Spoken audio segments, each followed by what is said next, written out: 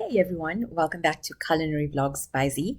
Today we're going to be making a mouth-watering pepper steak recipe using mushrooms, red, green and yellow peppers that's perfect for a special dinner or just a cozy night in. This can be paired with flatbread or rice. So easy to make and so delicious. So let's get started. To a deep based pot, add in a quarter cup of sunflower oil, and then to this add in 1 chopped onion. Allow the onions to braise until golden brown in color.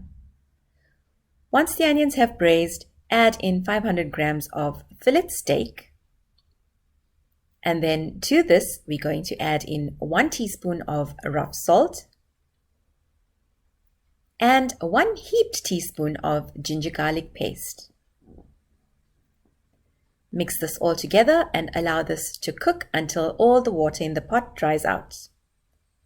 In a separate bowl, we're going to add in 1 cup of red, yellow and green peppers mixed. I usually buy cut and freeze these peppers. When I need to use it, I just remove them from the freezer. To this, we're going to add in 1.5 teaspoons of red chili powder, half a teaspoon of turmeric powder, and half a teaspoon of black pepper powder.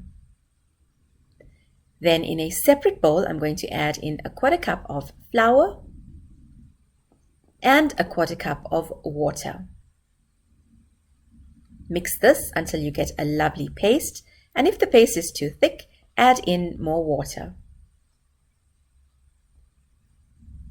Then taking the pepper mix, I'm going to add this to the flour mixture.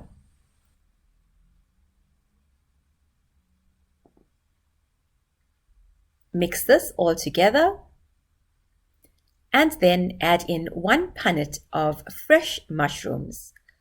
Always make sure that your mushrooms are washed and cleaned before adding them to the pot.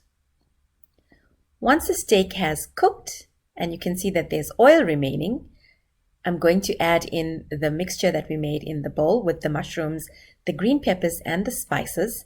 And I'm going to allow this to simmer until the sauce thickens.